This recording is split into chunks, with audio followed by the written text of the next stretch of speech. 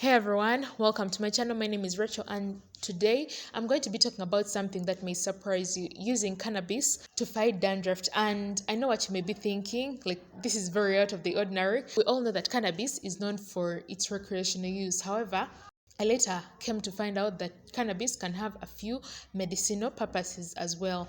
I'm going to be talking about my experience using cannabis to fight dandruff.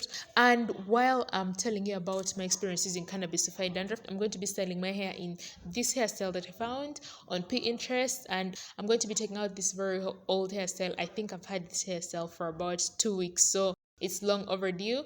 Without further ado, let's start off with the story time.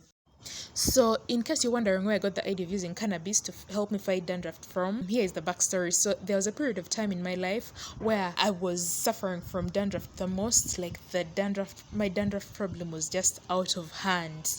So, I went around and I asked a few people how they had been dealing with their dandruff, how they had treated it. And one of the people whose stories I was interested in the most was my cousin. She has like this very traumatic story. She got burnt. So, what happened is she was frying cassava in like a big pan that had hot boiling oil. So because she was sick when she was doing this, what happened is she fell backwards, or she collapsed into the pan, and the pan so happened to pour the hot boiling oil on her, and it affected her so much. Her face got burnt, her head got burnt, and some parts of her upper body got burnt, and she had to be admitted in the hospital for about 3 weeks or 3 months. I'm not sure what the length of time was, but it was around that time frame, either 3 weeks or 3 months. And when she got released from the hospital, she of course got treatment, and from that time, after she went through the healing process, she has always had a problem with dandruff on her scalp. And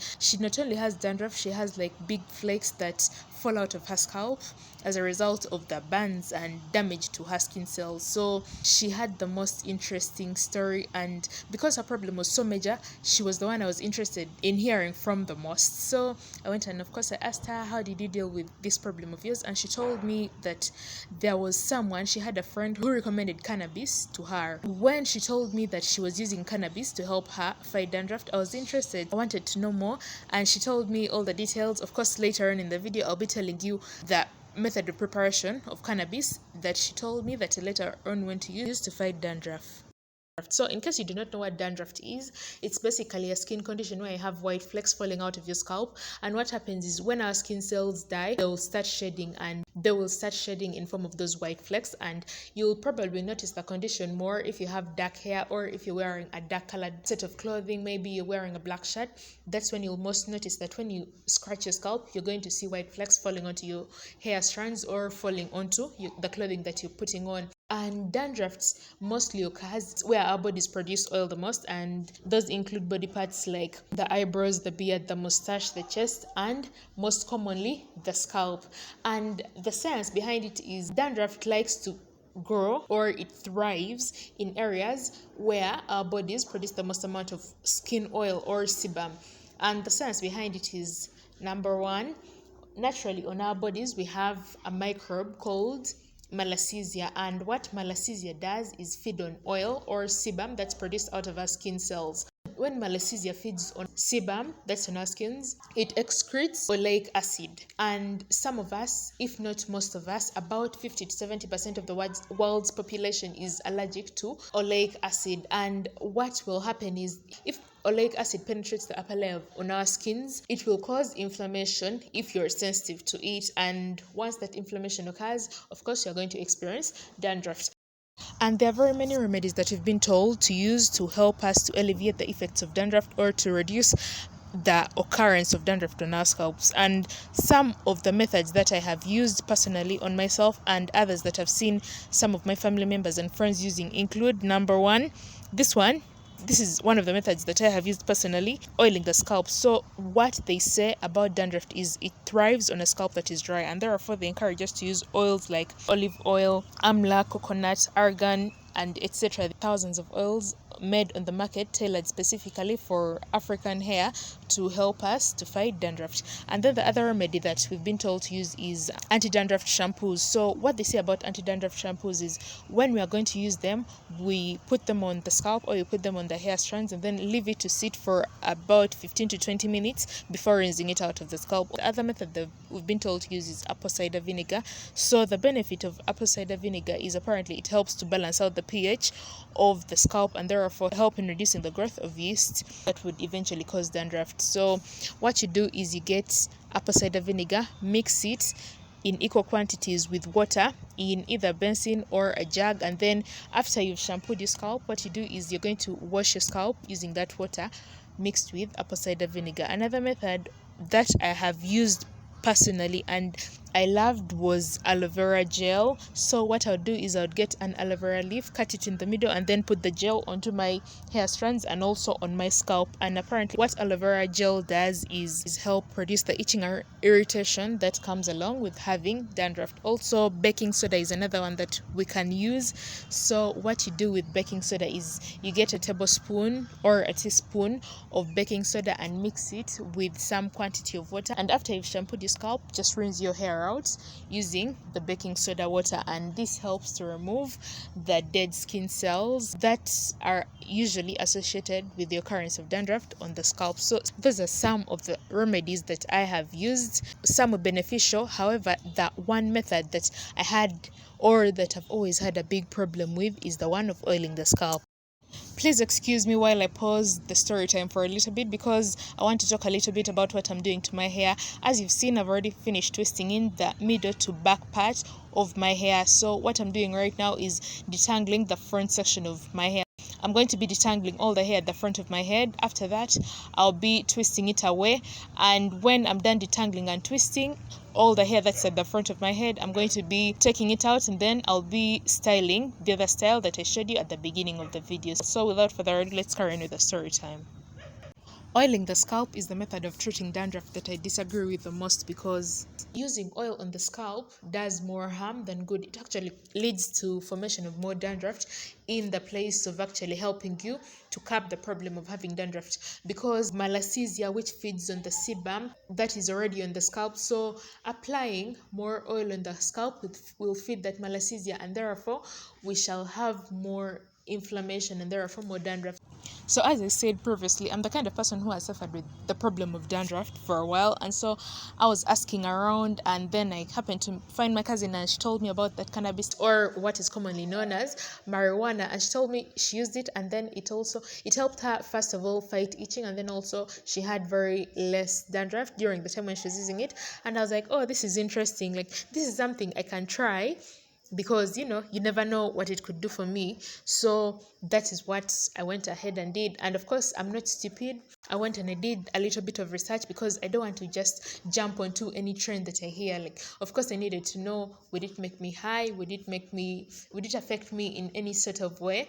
So yeah, of course I went and did some research, and I found an article that said the main compounds that are found in cannabis, which are CBD and THC, CBD being cannabidiol and THC being tetrahydrocannabinol, I hope I'm pronouncing those right, have anti-inflammatory and antifungal properties which have proven to be very effective in fighting against dandruff. And the thing that I found most useful that encouraged me to go ahead with the use of cannabis in my hair was that anti-inflammatory property, which the article said would help reduce the production of sebum on the skin. I thought that was very interesting.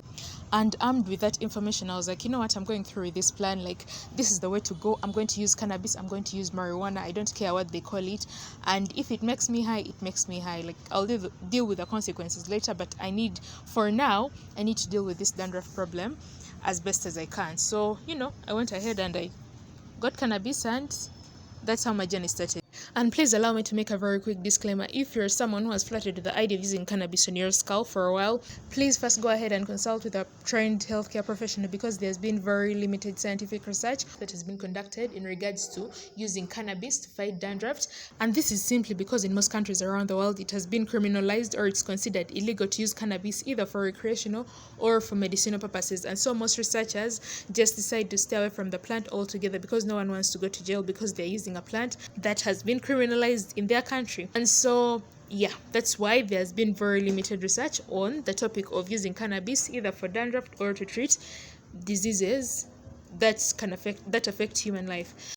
Anywho, the way in which I used cannabis or marijuana on my scalp was I got dried cannabis leaves, and then I soaked them in a boiling pot of water. And then when that mixture had boiled for about 5 minutes, I put it down, and then I stored it for about 2 days in a corner, so that because I felt like it needed to marinate and for the mixture to, be good and all that. After it had sat for about 2 days, I got that mixture, and then I distilled it, and then I poured it in a little spray bottle that I usually use for spraying whatever I want onto my scalp. And then when I had poured it in that spray bottle, I used to spray my scalp every day, every morning, using that mixture. And to store it, to prevent it from going bad, I would put it in the fridge, and then I would bring it out and use it every day. I used that mixture for about a month, and some of the changes that I experienced in my scalp were phenomenal. Take for example, I experienced very little dandruff, and during that time I had not yet learnt about the problem of oiling the scalp. I used to still oil my scalp, so even while oiling my scalp, I experienced little dandruff because I guess it worked miracles. The cannabis worked miracles. And then also I had no itching at all, and there was very little dirt when I was protective styling, because I had in braids plaited in as a protective style, and with that usually I would experience like so much dirt when I was unbraiding my hair or taking out the protective style. But when I used the cannabis, I had very little dirt that had accumulated on my hair strands and on the braids, so that was also something that I was very happy with. And then the other thing, I felt like, I don't know if this was all in my head, but I felt like my hair had grown so much more faster during that time when I was using cannabis on my scalp, because I felt like my hair used not to grow that fast, or it had never grown that fast in a long while or ever before. But maybe that was just my imagination, or I was just too excited about the other benefits that I'd experienced, like no itching, little irritation, and no dandruff on my scalp. Maybe I was imagining things, but that's how I felt. I felt like my hair had grown a lot more than the previous times when I had been protective styling and leaving the style for about 8 weeks. So that was the time when I used cannabis, and I stopped using it because I actually ran out of the cannabis leaves to use, because the plant is so rare and it's frowned upon, of course, in African communities. Even during the time when I was using cannabis, my mom did not know. Like, I never told her anything. I never told her that I was using cannabis, because she would be like, oh, you've gotten spoiled, or the child is this and the child is that. So I never told her anything, and I just kept it to myself. The only person that I actually told was my sister. I told her, you know what, like, thank you for the advice. Now I started using cannabis, and she's like, oh, okay. And I never told anyone else, because I just didn't want to deal with the judgment that comes with using cannabis. And I feel like it's very important for me to say that personally, during the time when I was using cannabis or cannabis water to treat the dandruff on my skin, I never experienced any negative side effects. However, I read an article that said some of the research conducted on using cannabis to treat skin infections shows that some people reported skin irritation, they reported allergies, and also changes in skin pigmentation, while others reportedly experienced drowsiness and changes in their mood. So if you also want to try to use cannabis, I advise that you should consult first with a professional healthcare worker, or please consult with a doctor. Don't go listening to random people on the internet, because everyone is just, trying out things just like that. But please be careful with the things that you put on your scalp or on your skin. And so this is the hairstyle. As you've seen, we finished with the hairstyle. So what I did was apply gel, and then I'm tying that cloth so that the gel can sit and the hairstyle can come out properly. So I did this style yesterday. I kind of forgot it. Not kind of forgot, but I got really busy, and yeah, I just didn't bother to come back and update you guys. But this is the following day, and yep, that's it for the video, and I'll see you in my next one. Bye.